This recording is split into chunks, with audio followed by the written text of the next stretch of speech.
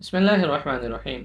अगर आपको ulcerative colitis है और आपको ये बताया गया है कि ये बीमारी क्रॉनिक कंडीशन है और ऑटो इम्यून है, तो लिहाजा सारी ज़िंदगी साथ रहेगी, आप इसे एंटी इन्फ्लेमेशन दवाओं के ज़रिए से कंट्रोल कर सकते हैं, ये ख़त्म नहीं होगी, तो फिर ये बात बिल्कुल गलत है।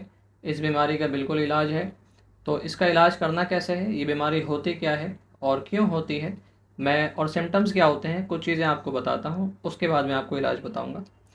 अल्सरेटिव कोलाइटिस इंसान को जब भी होती है तो इसकी जो बुनियाद होती है ये बड़ी आंत में होती है, यानी कि कॉलोन में होती है।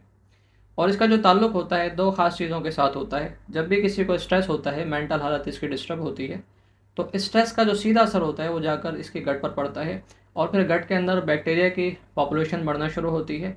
और वो जो बैक्टीरिया जब वहाँ पर बढ़ता है तो फिर वहाँ से आपका इम्यून सिस्टम जो होता है वो हरकत में आना शुरू होता है। और जब बहुत ज़्यादा बैक्टीरिया होता है तो उसे समझ नहीं आता भी इन बैक्टीरिया का करना क्या है, तो फिर वो बहुत तेज़ी के साथ उन पर हमलावर होता है। उस हमले के नतीजे के अंदर याद रखें, जब अंधाधुंध फायरिंग की जाती है तो एतराफ़ के अंदर चाहे अपने लोग हों चाहे दुश्मन हो, सभी जाकर जो है ना ज़ख्मी होते हैं, सभी जाकर जो है ना शहीद होना शुरू होते हैं। तो टारगेट किसको करना होगा समझ नहीं आता जब ऐसी कोई सिचुएशन बनती है।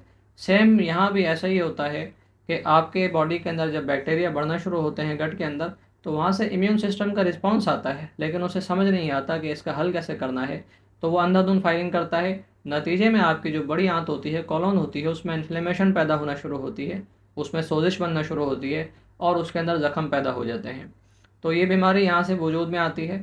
तो इसका इलाज कैसे करना है, बहुत अच्छा। जब ये बीमारी होती है तो इंसान को डायरिया होना शुरू हो जाता है। इसे स्टूल में जो है उसके अंदर स्टूल जो होता है कंट्रोल नहीं होता और इसका माइंड भी वहाँ पर साथ में डिस्टर्ब रहता है। वेट बहुत ज़्यादा गिरना शुरू होता है और जिस्म के अंदर वीकनेस और फैटिग रहना शुरू हो जाती है। तो ये कुछ बड़े बड़े से इसके सिम्टम्स होते हैं समझने के लिए कि आपको कौन सी बीमारी है। तो फिर इसके इलाज के लिए सिर्फ दो चीज़ें हैं जिससे आप इसका इलाज कर सकते हैं। एक वाइट रेजिन, इसे हम आसान अल्फाज में कहते हैं सफ़ेद राल। दूसरा एकेशिया गम, इसे हम कहते हैं गोंद बबूल। ये दोनों चीज़ें आपने जाकर किसी भी हर्बल या फिर आयुर्वेदिक स्टोर से लेनी है और लेने के बाद आपने इसको बिल्कुल बारीक करना है, मिसले गुबार हो जाए। आपने 500 मिलीग्राम वाले कैप्सूल भरने हैं। एक कैप्सूल सुबह, एक कैप्सूल शाम, यानी फजर के बाद और शाम असर के बाद आप ये कैप्सूल लेना शुरू कर दें।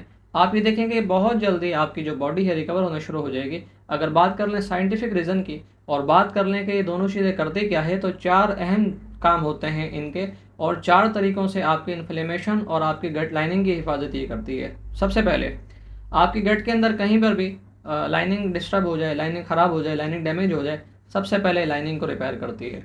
नंबर 2 पर जो इन्फ्लेमेशन हो चुकी है उस इन्फ्लेमेशन को कंट्रोल करती है, ख़त्म करती है। नंबर 3 पर जो ज़ख्म हो चुके हैं उन ज़ख्मों पर ये मरहम लगाती है। नंबर 4 पर उन ज़ख्मों को ये हील करती है, उन ज़ख्मों को ख़त्म करती है। तो इस तरह से आसानी के साथ आपका जो मसला है ये हल हो जाता है, आपकी बीमारी जो होती है वो ख़त्म हो जाती है। तो मुझे अल्लाह से पूरी उम्मीद है कि इंशाअल्लाह इस तरीके से जो आपकी बीमारी है वो बहुत जल्दी कंट्रोल हो जाएगी और आपको बहुत ज़्यादा फ़ायदा हो जाएगा। तो इसको ज़रूर इस्तेमाल करें। इसके अलावा अगर किसी बीमारी के अंदर आप मुब्तला हैं, आपको इलाज नहीं मिलता, कमेंट करें। मेरी पूरी कोशिश होगी जितना जल्दी हो सके मैं उसके ऊपर एक वीडियो रिकॉर्ड कर दूँ।